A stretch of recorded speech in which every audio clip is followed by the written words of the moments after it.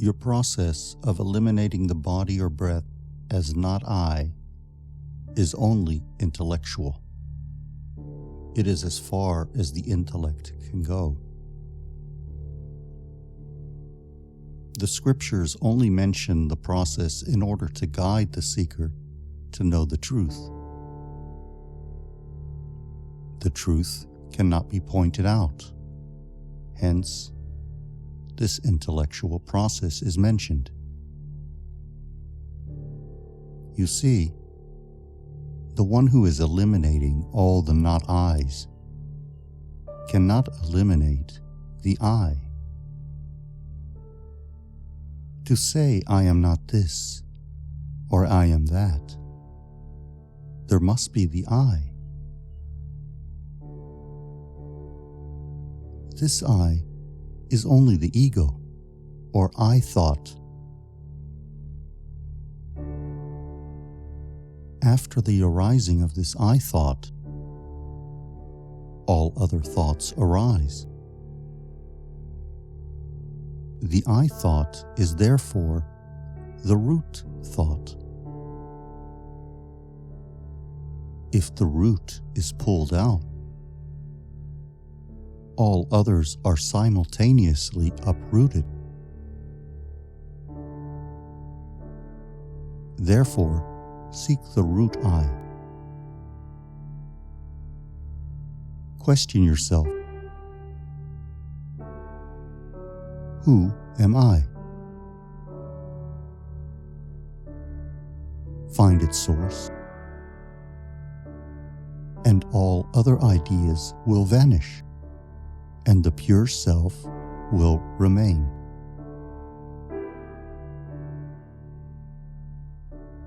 You ask how to do it. The I is always there. In deep sleep, in dream,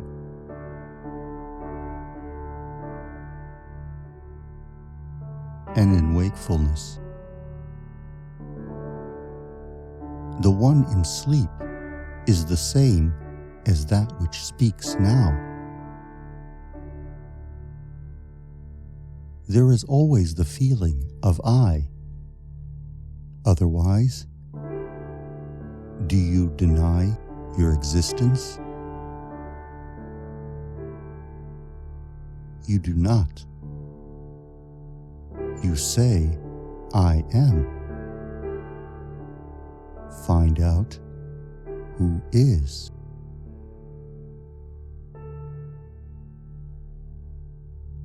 Meditating by repeating, I am not this, I am not that.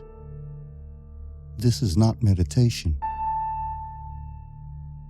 Find the source. You must reach the source without fail.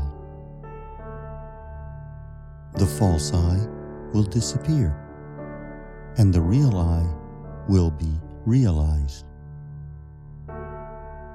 The former cannot exist apart from the latter. There is now the wrong identification of the self with the body, senses, and so on. You proceed to discard these, and this is the process of I am not that meditation.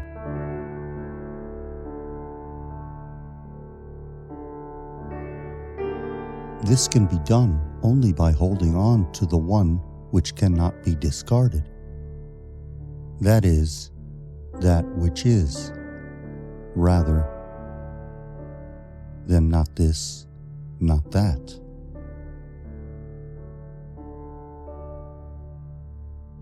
To inquire who am I really means trying to find out the source of the ego or the I thought. You are not to think of other thoughts, such as I am not this body. Seeking the source of I serves as a means of getting rid of all other thoughts. We should not focus on other thoughts. but must keep the attention fixed on finding out the source of the I thought by asking, as each thought arises, to whom the thought arises.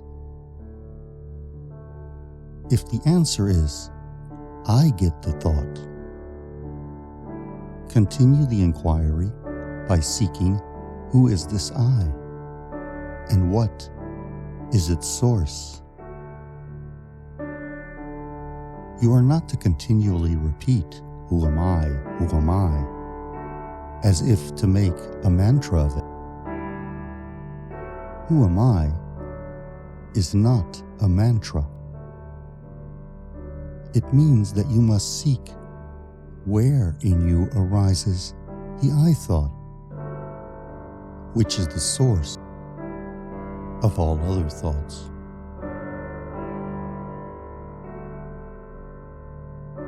You should also not meditate by repeating, I am the source, or I am God, or I am all, or I am the infinite Lord. This inquiry is not meant for thinking I am God. I is known to everyone. God abides as I in everyone. Find out the I. The I is already God. You need not think so, for if you do, it is but egoic noise parading in front of the true I. Simply find out the I. The I am. After the rise of the I thought, there is the false identification of the I with the body, the senses, the mind, and so on. I is wrongly associated with them, and the true I is lost sight of. In order to sift the pure I from the contaminated I, this meditative process is discussed in the scriptures. But it does not mean discarding the non-self. It means finding of the real self. The real self is the infinite I. That I is perfection. It is eternal. It has no origin, and it has no end. The other I is born and also dies. It is impermanent.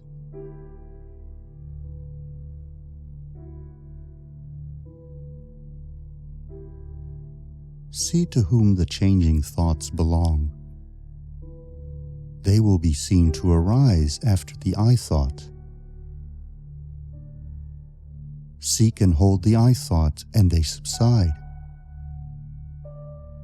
Trace back the source of the I thought. The self alone will remain.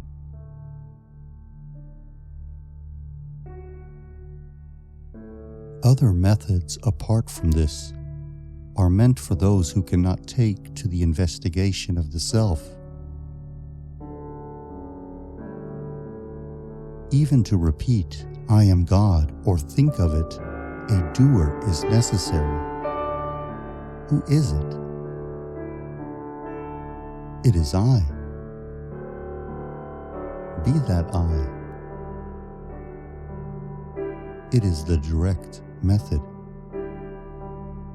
The other methods also will ultimately lead everyone to this method of the investigation of the self. You are aware of the I, yet you say that your troubles have not ended. This is because the I thought is not pure. It is contaminated with the association of the body and senses. See to whom the trouble is. It is to the I thought. Be aware, hold it, and the other thoughts vanish. Think, I, and hold it to the exclusion of all other thoughts. So long as you seek to know how to realize, this advice is given to find yourself, but your seeking the method is what points to your separateness. Ask yourself who affirms this. There must be one to do it. Find this one. Meditation implies mental imagery, while investigation is for reality. The former is objective, whilst the latter is subjective. The self alone is real. All others are unreal. The mind and intellect do not remain apart from you. The Bible says, "Be still and know that I am God." Stillness is the sole requirement for realization of the self as God. In the question, "Who am I?" I refers to the ego. Trying to trace it to find its source, we see that it has no separate existence, but merges in the real I. You see the difficulty. Self-inquiry is different in method from the meditation, "I am God" or "I am all." I rather lay stress upon self-knowledge, because you first are concerned with yourself before you proceed to know the world and its God. The "I am God" meditation is more or less a mental thought, but the method of self-inquiry is a direct method and superior. The moment you start looking for the self and go deeper and deeper, the real self is waiting there to take you in. Then, whatever is done by something else, and you have no hand in it. In this process, all doubts and discussions are given up, just as one who sleeps and for the time being forgets all their cares.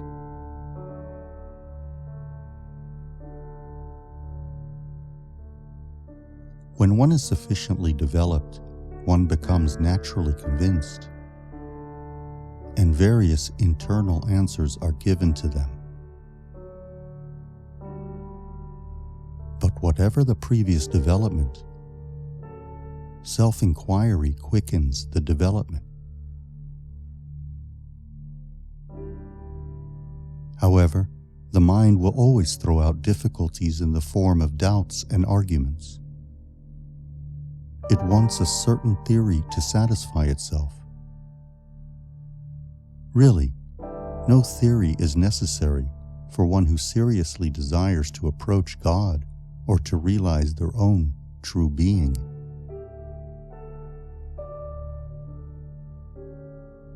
This method of self-inquiry is the direct and easy method.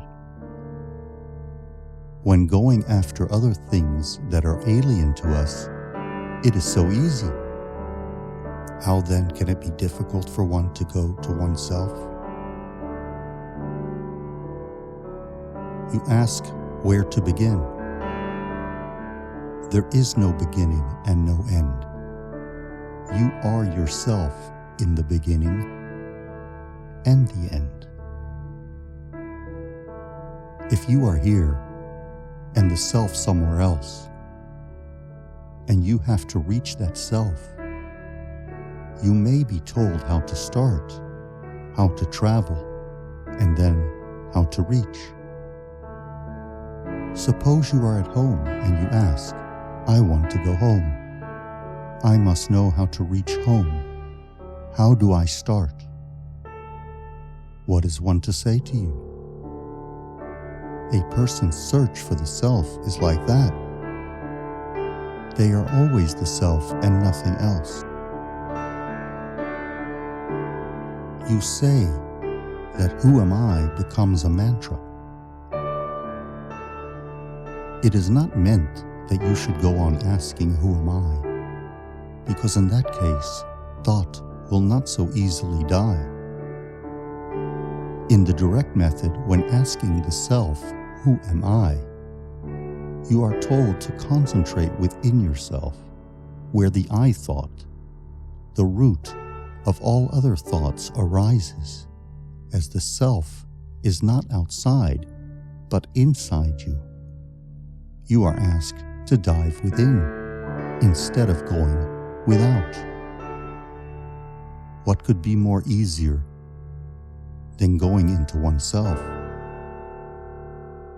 The fact remains that the method will still seem difficult to some, and that is why so many different methods have been taught. Each one of them appears as the best or easiest, according to the fitness of the individual. But to some, nothing except the path of inquiry will appeal. They will ask, you want me to know this or that, but who is the knower or the seer? Whatever method is chosen, there will always be a doer. This cannot be escaped. One must find out who the doer is. Is it real? Or is it phenomena? And until then, the practice cannot be ended. So eventually, all must come to find out, who am I? You complain that there is nothing preliminary or positive to start with, but you have the I to start with. You know you exist always, whilst the body does not always exist, like in sleep, where one does not know the body and its pains. We identify the I with a body. We regard the self as having a body and as having limits. And hence, all our troubles.